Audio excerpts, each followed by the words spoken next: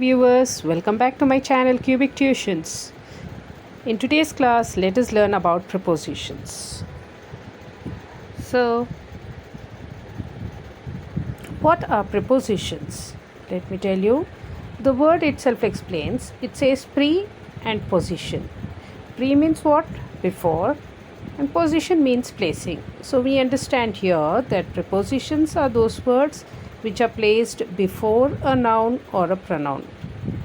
So, the most important thing that you have to remember here is it should relate that noun or pronoun with the other part of the sentence. Let me explain you by giving some examples. The book is on the table. Here on is the preposition and it is relating the book and the table. Next, the cat is sitting under the chair. Here under is the preposition and it is relating the cat and the chair. The next preposition is from in the sentence, where are you from? Here we can see that preposition is not placed before a noun or a pronoun. Looking at this, you may say that the sentence is wrong, but it is not so. You have to understand that the most important thing is they have to give a relationship with some noun or a pronoun. Here, from preposition is relating the pronoun you. So, here the sentence is correct and the preposition is also correct. Similarly, that is what I don't agree with. In this sentence, with is placed at the end of the sentence, but it is relating the pronoun I. So, these are the prepositions which are giving a relation of the noun or pronoun with the sentence. Next, let us learn now the kinds of prepositions. Depending on the syllable, prepositions can be classified into simple prepositions, compound prepositions, and phrasal prepositions. In simple prepositions, we have simple words with one syllable like in, on, to, of, at, etc. These prepositions will have a single syllable. Coming to the next, compound prepositions, this will have more than one syllable. Example, about, above, across. These words have more than one syllable. Above, about, beneath. Such words, such prepositions come under compound prepositions. Then we have phrasal prepositions. Phrasal prepositions are the prepositions which are in the form of a phrase. That means a group of words. Here, a group of words are used as a single preposition. Example, in spite of, on account of, broke down, put up with, look forward to, etc. All these prepositions have more than one word. So, such prepositions are known as phrasal prepositions. We can use it in the sentences like, he succeeded in spite of obstacles. Here, in spite of is a preposition which is phrasal preposition. We will have to put off the meeting. They turned down my offer.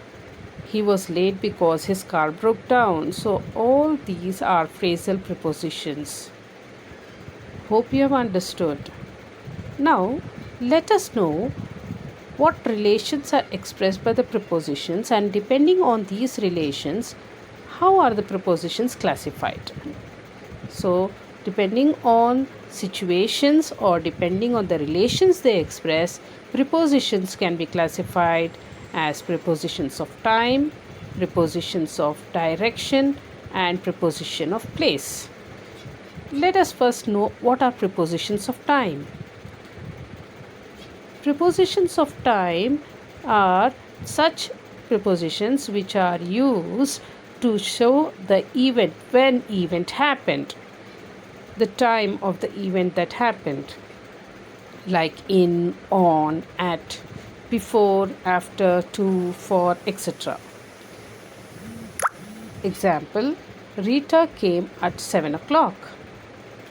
At is indicating the time. So it is used as preposition of time. My class is on Monday. Here is on is the preposition of time. The show is from 7:15. The vacation is for a week. So all these are prepositions which are used to indicate time. Coming to the next, we have prepositions of place. That means where a thing happened. The direction, the place of the event that happened. Words or prepositions that are used under this are on, in, at, up, down, before, above, below, behind, etc. Here you can see that on, in, at is also used in prepositions of time as well as prepositions of place. It depends on the sentence. Let me tell you in examples. Example, the cat is under the table. The tree is beside the post office. Here, under, beside tells us the place or the position of the cat and the tree. Next, we have prepositions of direction and movement. That means in which direction or the movement of the object. Example, up, over, across, into, onto, from, to, etc.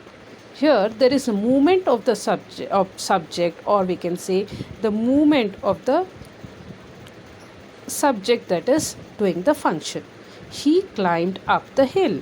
Here up is the preposition and there is movement of the subject. He is climbing up the hill. There is movement of the subject. Rohit went to London. The bird flew over the lake. She walked across the lake. So all these prepositions which tells us the direction come under prepositions of direction and movement. Now let me tell you about the rules of prepositions. Many a times we have a confusion relating to the prepositions and their usage. By giving you some examples, I want to explain you when to use which preposition. Let me begin. First, in and at. The difference in usage of in and at. In is used with names of countries and large towns, whereas at is used when we are talking about small towns and villages. Bigger cities or countries we use in, smaller cities we use at. Example, he lives in Germany. And when we are talking about a small town in the country, we say I met him at House Khas in New Delhi. So this is the difference in usage of in and at. The next, on, in and at are used in speaking of things at rest. When we are telling about some things which are at rest, we use on, in, at. The book is on the table. It is at rest. It is not moving. Or we can say the teacher is in the class, etc. Whereas onto, into are used when we are speaking of things in motion, when there is movement of the things. The teacher went into the class. There is movement of the teacher to the class. So we say into. The cat jumped onto the table. There is movement of the subject here. So we use onto. Let me give you few more examples. With is often used to denote the instrument, and by denotes the agent. With is used with instrument. By is used with the agent who is using the instrument. Example, the ball was hit with a bat. So bat is also an instrument. Ball is also an instrument. So we are using with. The ball was hit by the batsman. Here by is used because we are talking about the agent who is using the instrument. So the difference in usage of with and by. Next, most of you have a confusion regarding since and from, usage of since and from. Let me clear this doubt now. Both since and from are used before a noun denoting some point of time. No doubt, it denotes some point of time. But the difference in usage of since and from is, since is used in the perfect tense. Since is preceded by a verb in the perfect tense, whereas from is used with the non-perfect tense. This is the main difference between the usage of since and from. So what is this perfect tense and what is this non-perfect tense? Perfect tense means you should have this in mind that the sentence will have has, have, has been, had been, have been. So when the sentence has these words, perfect tenses, then you have to use since. Example, India has been playing test cricket since 1932. Here we have has been in the sentence, so we are using since. Whereas in the second sentence, he was in Bangalore from April to June. So there is no perfect tense in it, so we are using from. Hope you have understood the difference in the usage of since and from. Coming to the next, between and among. When to use between and when to use among. So between is used for only two things or persons, while among is used for more than two. When we are using two objects and differentiating, or when we are choosing between one and two, then we use between. When we are talking about more things, more than two, then we use among. Example, you have to choose between tea and coffee. Here we have only two, tea and coffee. So we have to choose between these two.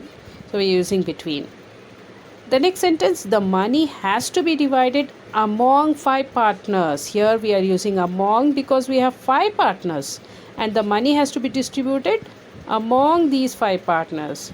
So this is the difference. When we are having only 2, then we use between. When we have more than 2, we use among.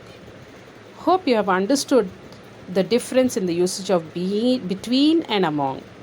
And I am also very much sure that you have understood what are prepositions and the various kinds of prepositions. Hope you liked my video. Thanks for watching. Do like and subscribe to my video. Thank you very much.